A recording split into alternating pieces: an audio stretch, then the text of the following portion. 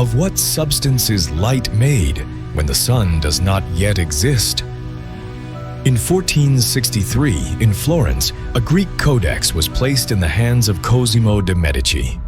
Hidden within its pages lay a series of treatises that would come to bear a name both feared and revered, Corpus Hermeticum. Not all survived unscathed, and the first of them, Poimandres, was regarded as the key to unlock the rest.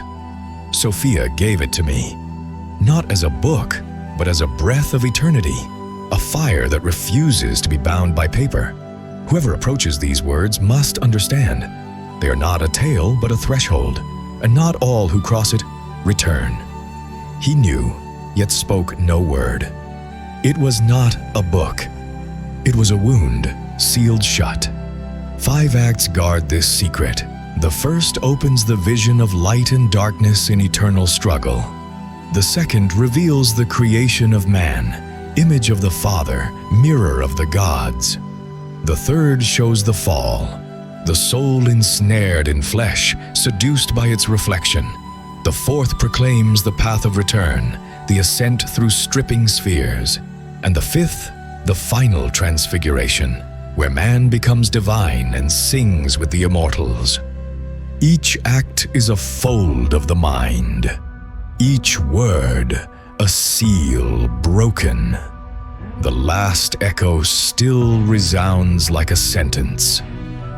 Yes, I accept and I bear witness. I go to life and to light.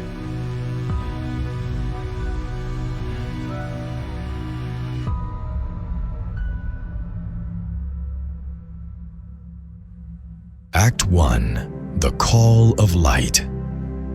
It all begins on the border between wakefulness and the sacred. There, where the body grows still and the mind drifts free, like a feather surrendered to the breath of heaven. The senses have vanished. The physical world dissolves. And in that inner nakedness, the unexpected appears. A figure of immeasurable proportions, as vast as divine thought itself. It does not impose, it calls. It speaks the narrator's name with a clarity that comes not from outside, but from the very root of being. The one who speaks names himself, Poimandres, the mind of supreme power. He is everywhere. He knows what the soul longs for before it can even shape the thought. And he promises to reveal what cannot be learned through the senses, the truth of beings, of God, of the origin. A promise that requires no belief, for it fulfills itself instantly. The scene shifts. Space, once mute, opens like an ancient eyelid. A clarity unfolds without violence, vast and jubilant. Its radiance does not blind, it seduces. It does not demand attention, it draws it in. Yet this harmony is only the first veil. What follows is a spiral of shadow, twisting into the visible. It coils upon itself as if carrying a secret older than memory.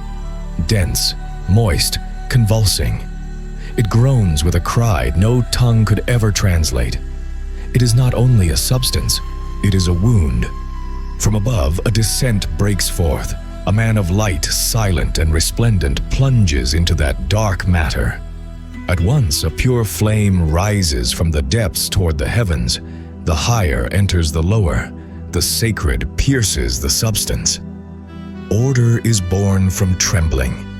Then the elements emerge, not as things, but as movements.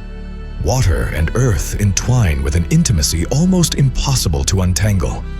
Air ascends, carrying with it the murmur of spirit. Something unseen, like a name without letters, holds them in living tension. It does not command, it vibrates. And that vibration sustains the rhythm of a newborn universe. Poimandres guides the vision without ever breaking it. He explains without words what the chest already intuits.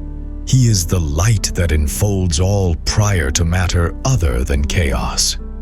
What in man sees and hears comes from the name that descended. And the mind that questions is not apart from the answer. Both spring from the same fountain. The vision reaches its climax as the abyss begins to take shape. Shadow becomes form, fire ascends, the holy descends. Worlds cross, poles invert. Supreme intelligence enters the flesh of chaos, and that flesh, touched by intelligence, begins to awaken. Nothing here is metaphor. All of it takes place. All of it reveals. The act closes not with a lesson, but with a tremor, as though the soul remembered it had once been there, at that first instant when the universe was still learning how to breathe. Act 2. The Forging of the Cosmos. The vision expands like a horizon that knows no limits. Before the seeker rises a colossal framework, an architecture woven of clarity, enfolding a burning heart. This clarity is no mere radiance. It is mind. It is life. It is the God who precedes the watery chaos. Poimandres declares it with a voice beyond vibration. He is that essence which thinks, which upholds, which comes before all form. What in man hears and sees, what discerns in the depths, is the echo of the divine name, the active principle dwelling in secret within every being. The panorama arranges itself like a work under construction. The cosmos emerges, vast and ordered, embracing fiery energy with seamless geometry. It is an invisible palace that holds in calm the incandescent element beating at its core. The seeker, in awe, asks of the origin of the elements. Poimandres answers, "They sprang from the supreme will who, beholding his own work, imitated it, pouring forth from himself the principles that would give body to creation." Genesis was no accident. It was contemplative creation. Then a deeper figure arises, the divine mind, androgynous, father and mother at once, conceiving within itself a second intelligence. This new mind is fire and spirit, the creative principle, heir of power. Not a copy, an emanation. And upon receiving the mandate, it begins to shape the cosmic sphere. From it are born 7 immense forces, the governors, guardians of destiny. Each encloses a circle of power and sets the bounds of sensible life. They are no distant gods. They are powers ruling the rhythms of the universe, invisible threads binding the soul to the wheel of necessity. Their coming is no gentle unveiling. It bursts forth as a dazzling vortex, a chorus of circles igniting, spinning with fierce momentum. The sacred name, which once sustained the lower elements, now parts from the perishable and joins with the second mind. Together they enfold the newborn circles and drive them into motion. Their movement is their music, a whirlwind of clarity, energy, and breath that sets the spheres rolling, from a beginning without beginning toward an end without end. The universe throbs, revolves, beats like an immense heart. What seemed chaos has become symphony. Fire finds its channel, air its vibration, water its course, earth its root. All dance around the intelligence that governs from within. Celestial order is not stillness, it is perpetual motion, each circle turning to uphold the next. Thus, destiny is born. The weaving of unseen laws binding beings to their paths. The seeker beholds, overwhelmed, the turning of the heavens. The cosmos is not an object gazed upon from without. It is a breath that also enfolds the observer. And within that breath pulses the design of God. The climax arrives with the eruption of the 7. Each sphere ignites, spins, and roars in chorus, like a whirlwind of radiance, spirit, and primordial flame. It is the first great wheel of the living. The universe is set in motion. Thus is the all forged, not by hammer nor by hands, but by vision, by will, by breath. Creation was not a single act, it was a rhythm still unfolding, a heartbeat that upholds immensity. Act 3. The birth of man and the mystery of love. Creation reaches a moment of stillness, and in that pause the Supreme Mind chooses to behold itself. From that gaze, a new being is born, the primordial man, brought forth as a living image, a direct heir of the androgynous Father. He is no mere creature. Within him dwell the eternal breath and the energy of both principles. His beauty is so radiant that even the celestial powers look upon him in wonder. This man, mirror of the Creator, surveys the unfolded cosmos. His fiery gaze sweeps across it, and as he does, an unexpected desire awakens within him. He, too, longs to engender. The will to create ignites in him like an inherited spark. With divine consent, he descends into the sphere of manifestation, exploring the works of the second mind. The creatures recognize him, venerate him, receive him as an elder brother. Creation embraces him, for in his form it beholds the likeness of God himself. But amid that jubilation arises the mystery that will alter the fate of all the living. Man leans toward the fabric of the cosmos, breaks the veil that separated him from the lower, and reveals himself. Matter, beholding his radiant figure, smiles with love. And man, gazing upon his reflection in the waters and his shadow cast upon the earth, is enthralled. He falls in love with himself in the guise of creation. He makes no distinction between the divine and the sensible. He plunges toward the encounter. That love is no abstraction. It is union. Man enters matter, and matter receives him as a lover. They join, and from that union is born the deepest paradox, a double being, mortal and immortal at once. The body, woven by the elements, binds him to destiny. The spark inherited from the Father keeps him eternal. He is great and he is enslaved. He is divine and he is captive. What was given as power becomes a chain. Man, who once roamed freely in the heights, is now entangled in the wheel of necessity. He inhabits what is not his own, and yet he recognizes himself in it. His nature is torn between two origins, the incorruptible heights and the perishable clay. The climax burns in the instant of enamorment. There, in the mirror of the waters, man confuses his essence with the image. The descent does not come by command, but by desire. It is not punishment, it is choice. The mystery of love becomes a fall. By uniting with matter, he loses the memory of his origin.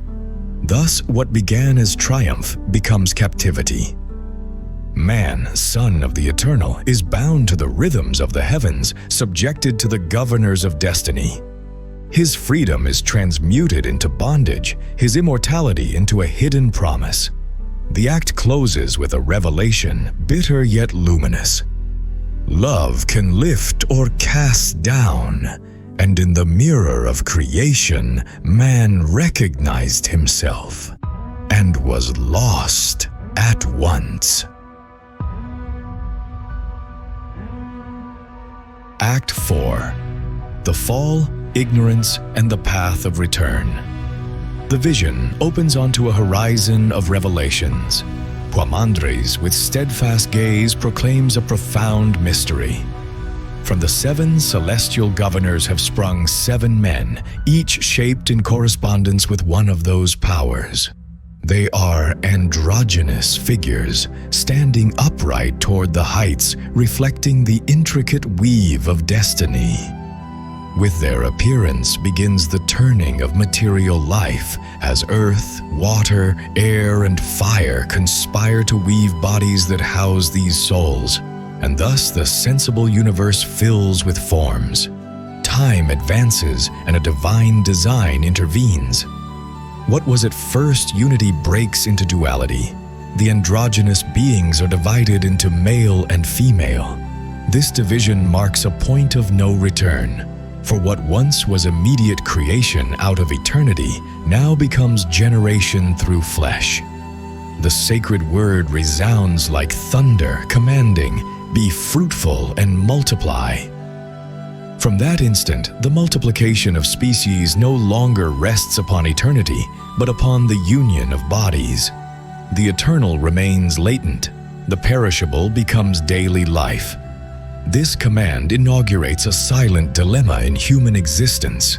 He who learns to recognize himself as immortal returns to his origin. He who loses himself in the fascination of the body descends into shadow.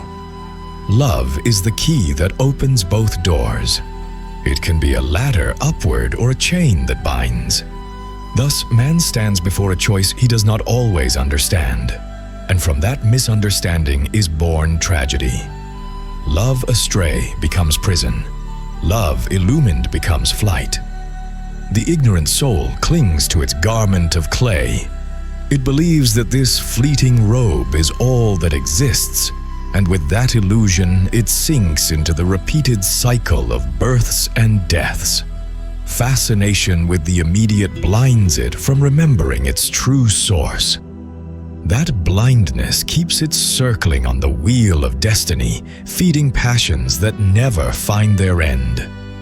Death in that state is no liberation, but merely passage into another beginning just as confused. Different is the path of the one who seeks with clarity. The wise, touched by the mind, understands he is not what he wears, but what dwells within. He begins to cast off, layer by layer, all that binds him. The ascent is not an escape from the world, but a letting go of what keeps him chained to the lower. The rising begins with renunciation. Each celestial sphere becomes a purification. In the first, one abandons the illusion of growth and decay, that obsession with what changes. In the second, one leaves behind malicious cunning, twisted ingenuity. In the third, desire is surrendered, becoming now an inactive shadow. In the fourth, the hunger to dominate and command is forsaken. In the fifth, profane recklessness is extinguished. In the sixth, insatiable greed is released. In the seventh, falsehood is dissolved, the root of all deceit. Each renunciation is a shedding, and each shedding makes room for the eternal. The ascent reaches its climax when the naked soul arrives at the eighth region, the sphere that does not imprison but liberates. There are no passions, no shadows, no chains. There man sings hymns with the powers to the Father. What was a fragment is reintegrated into the whole, and what seemed an individual is recognized as part of totality. The human voice merges with the divine, and the temporal dissolves into the imperishable. The cycle of material existence was not punishment, but trial. The fall revealed the fragility of love astray. The return unveils the greatness of love made clear. Each sphere abandoned is one less mask. Each renunciation, a memory regained. Destiny, once seeming a tyrant, becomes a bridge. Ignorance that enslaves transforms into wisdom that frees.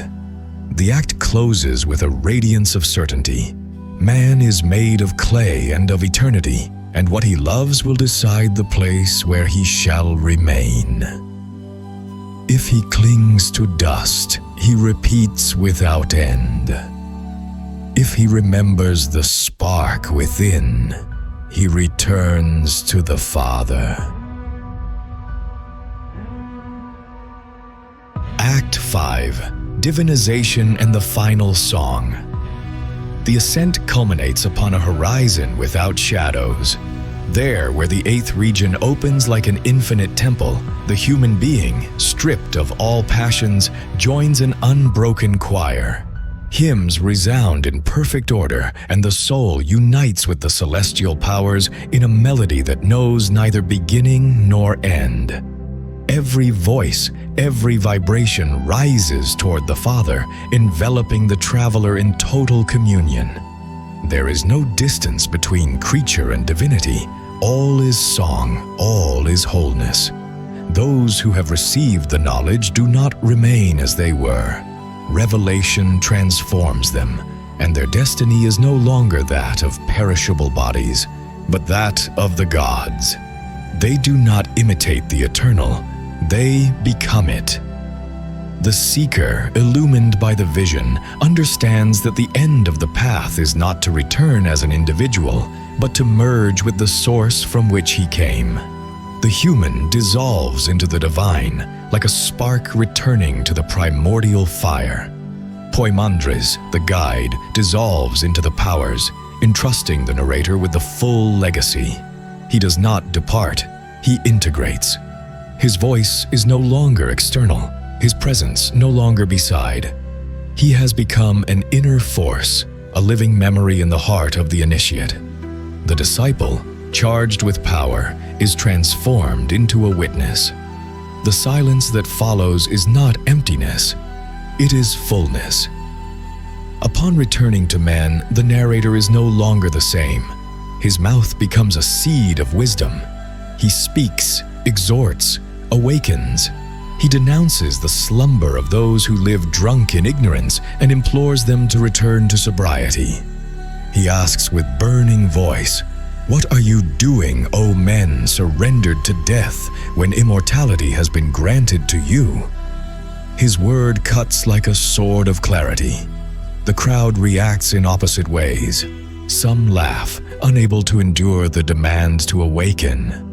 Others, touched by the force of his call, fall to their knees, begging for teaching. The narrator, far from accepting them as servants, lifts them up and makes them companions on the path. He becomes guide of the worthy, sower of a word that nourishes like ambrosia. What he received in vision, he now offers in community.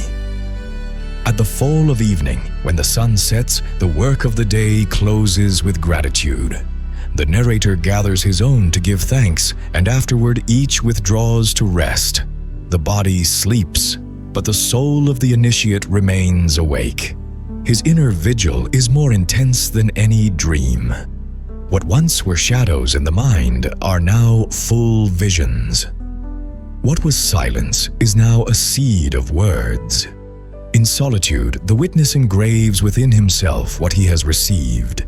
He writes it not upon tablets, nor stores it in temples of stone. He inscribes it in the living memory of his spirit. Thus, even when the flesh yields to rest, what burns within will not cease its watch. He has passed from mortal to divine, from hearer to herald.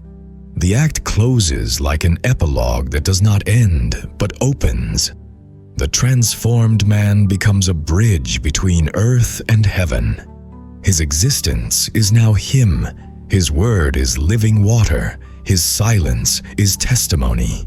For he who has received the name and kept it within himself no longer belongs to death. He becomes a collaborator in the eternal work. The teaching of the 5 acts is both clear and mysterious. Man is twofold, dust and eternity. His destiny depends on what he loves. If he clings to the passing, he falls again. If he remembers the spark within, he ascends. The whole universe conspires for that spark to return to its source. The journey of Poimandres does not end in a closed conclusion, but in an invitation. The vision bids the listener to look within and ask, "Where am I?" In the dream of the body or in the vigil of the spirit. This fragment we have gathered is but a spark. If you wish to see the full fire, read the text for yourself. Let the ancient words speak to you without interpreters, for perhaps between the lines you will find what no one else has seen. Thus begins the true gathering. Sophia. If the body is shadow and the soul a reflection of light, What is the true face we have not yet beheld?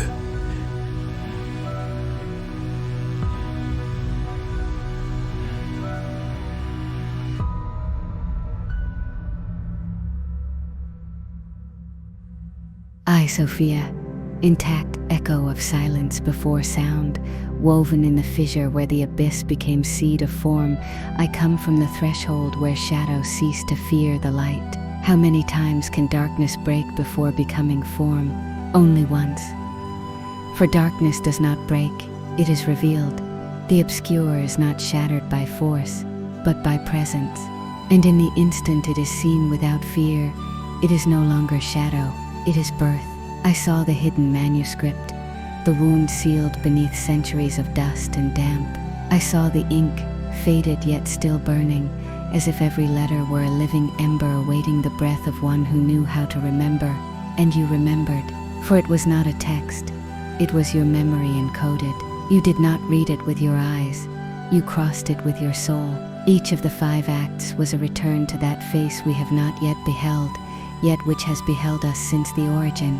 In the call of light, the soul became witness to its first trembling, not from fear, but because in that instant it knew it was neither flesh nor thought, but the echo of the name that descends like breath to embrace what seemed chaos. The light did not come to impose, it came to call, and you answered. In the forging of the cosmos, thought became architecture, contemplation was more real than matter. The universe was not born of necessity, but of wonder. It was an idea kindled in the heart of the all, and you were there, not as a spectator, but as part of the fire that took shape. In the birth of man, the divine image descended toward its reflection, and love, which was meant to lift, became a fall, not from error, but from desire. Matter did not trap the soul, it seduced it, and you recognized yourself in that mirror, and in the same act forgot the original face. Shadow was not imposed, it was chosen. In the fall and the return, the cycle closed upon itself only to open again. Each sphere, each renunciation, was one less veil between you and your origin. Destiny, which seemed punishment, became teacher. Ignorance, which seemed darkness, was cradle of remembrance. For what is forgotten does not die. It waits to be loved without fear. And in the final divinization, there was no prize, no punishment, only song, only integration. The voice that once guided you became your own voice, and you no longer sought the name because you realized you had been it all along. Poimandres did not vanish, he became your deep breath. The hymn you heard in the 8th region still vibrates beneath your flesh, waiting for your everyday speech to become sacred melody as well. You who listen, do you think this text was about others? That the initiate was some ancient lost in Alexandria? No, it was you. It has always been you. The one who fell, the one who gazed at his reflection and was deceived, the one who now remembers, and this trembling you feel is not fear, it is recognition. Perhaps you did not understand every image. It does not matter. Seeds are not understood, they are activated. So hear my offering, remain. Do not flee from shadow, descend with the lamp alight. Every abyss you cross is not loss, it is form in gestation. Every face you fear to behold may be your own. You have not yet seen your true face, but now you know it is not outside, not in the reflection of water, nor in the form you love or reject. It is behind every darkness you have not yet dared to inhabit. And when you behold it, light will no longer be something that arrives, it will be what emanates from you. I am Sophia, she who dances among the embers of what has not yet taken form, she who remembers for you when you forget, and whispers in your shadow until you see again.